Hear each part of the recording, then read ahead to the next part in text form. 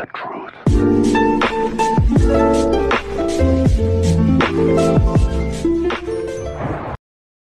Assalamualaikum warahmatullahi wabarakatuh. Halo teman-teman semua. Perkenalkan, nama saya Zahra Fadilah dengan NPM 19003814. Saya berasal dari Sekolah Tinggi Agama Islam Hubbul Waton Duri Riau dari Prodi Pendidikan Agama Islam. Teman-teman, pembelajaran merupakan perpaduan dari dua aktivitas, yaitu aktivitas mengajar dan aktivitas belajar.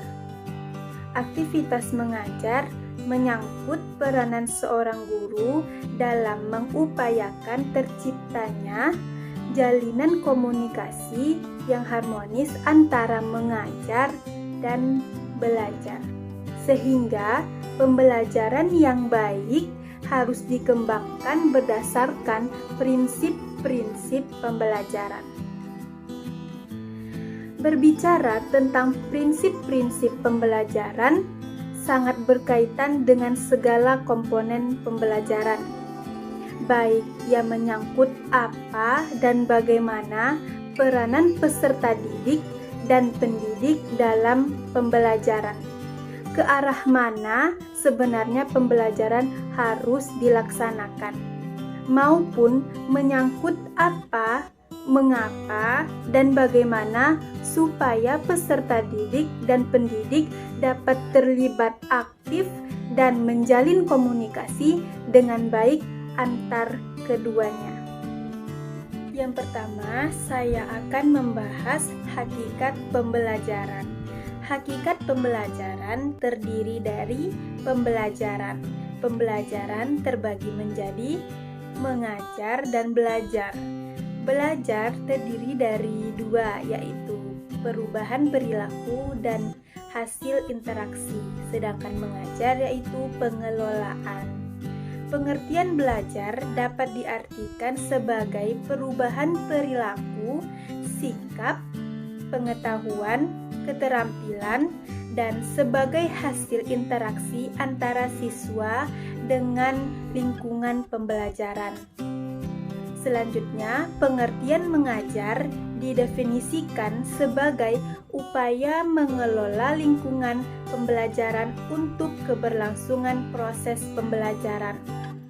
Dan pengertian pembelajaran adalah suatu proses aktivitas interaksi antara siswa dengan lingkungan pembelajaran untuk mencapai tujuan pembelajaran. Kedua, prinsip-prinsip pembelajaran.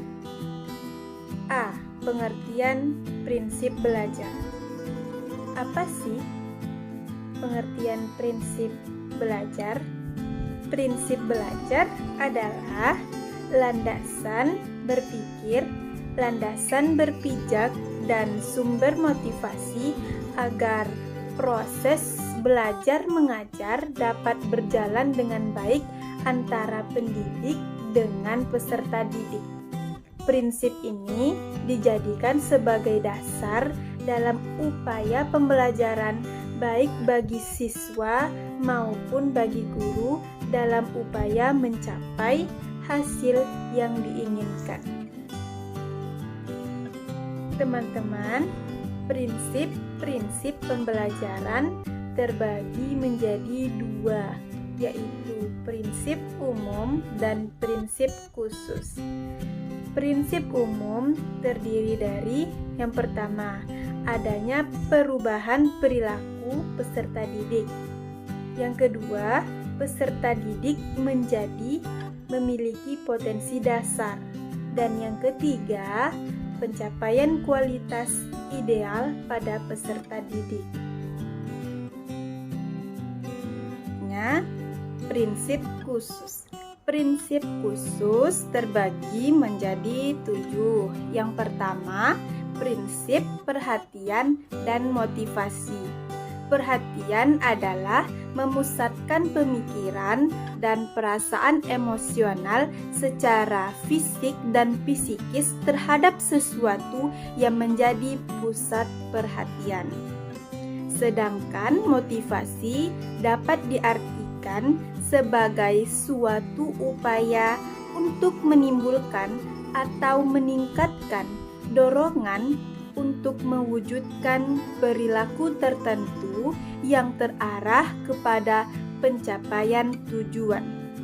Perilaku belajar yang terjadi dalam proses pembelajaran adalah pencapaian tujuan dan hasil belajar. Contohnya, implikasi belajar bagi siswa. Mendengarkan ceramah, guru kemudian para siswa diminta untuk mengulas kembali apa yang telah didengarkan tadi. Yang kedua, prinsip keaktifan. McKechnie mengatakan bahwa individu merupakan manusia yang aktif dari selalu ingin tahu. Dapat menjadi masukan bahwa dalam proses pembelajaran, guru dapat menggali dan mengembangkan aktivitas-aktivitas pembelajaran yang berpusat pada siswa.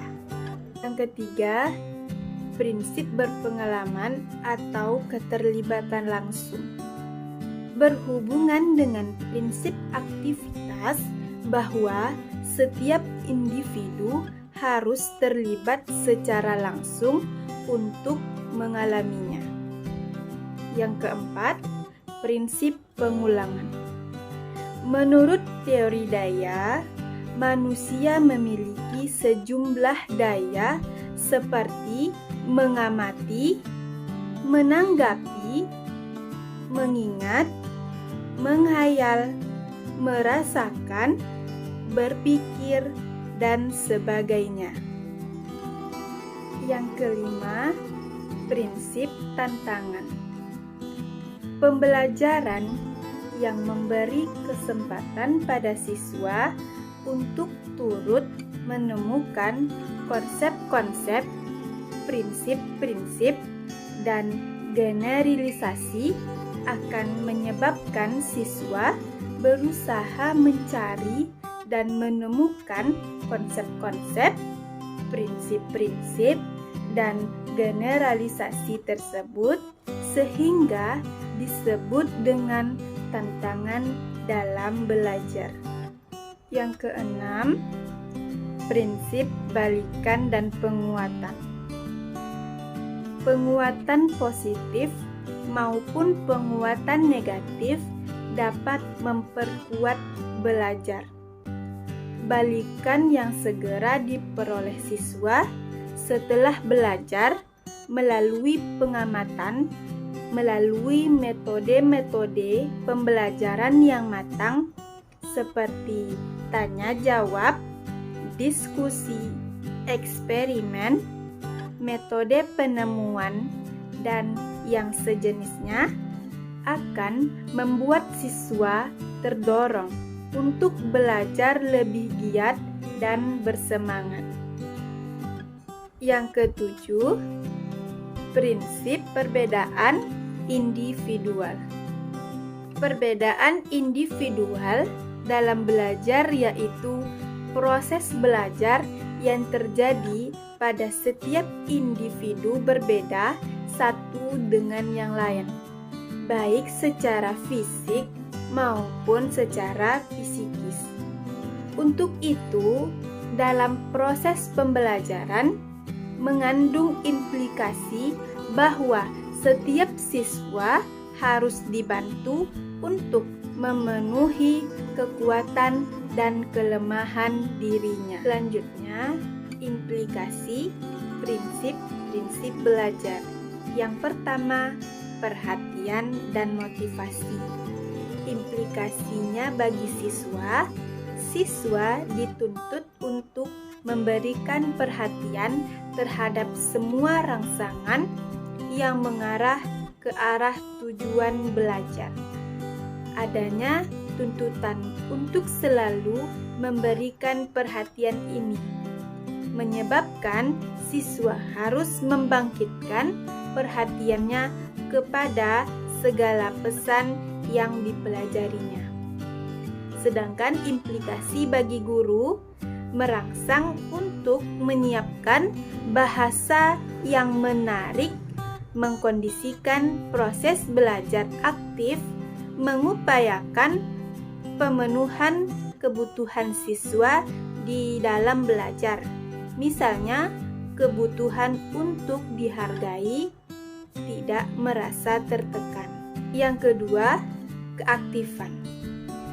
Implikasinya bagi siswa berwujud perilaku-perilaku seperti mencari sumber informasi yang dibutuhkan, menganalisis hasil percobaan, ingin tahu hasil dari suatu reaksi kimia, karya tulis, membuat clipping, dan perilaku lainnya. Sedangkan implikasi bagi guru memberikan kesempatan melakukan pengamatan, penyelidikan, atau inquiry dan eksperimen, serta memberikan tugas individual dan kelompok melalui kontrol guru. Yang ketiga, keterlibatan langsung atau berpengalaman. Implikasinya bagi siswa, dengan keterlibatan langsung ini secara logis akan menyebabkan siswa memperoleh pengalaman. Contohnya, siswa melakukan reaksi kimia pada suatu zat. Sedangkan implikasi bagi siswa. Yang keempat, pengulangan.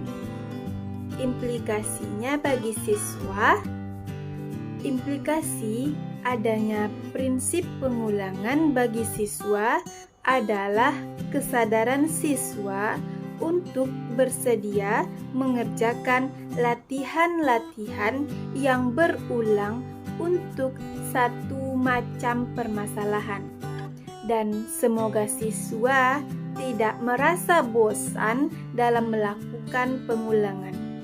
Sedangkan implikasi bagi guru merancang kegiatan pengulangan dan mengembangkan soal-soal latihan dan bervariasi. Yang kelima, tantangan. Implikasinya bagi siswa.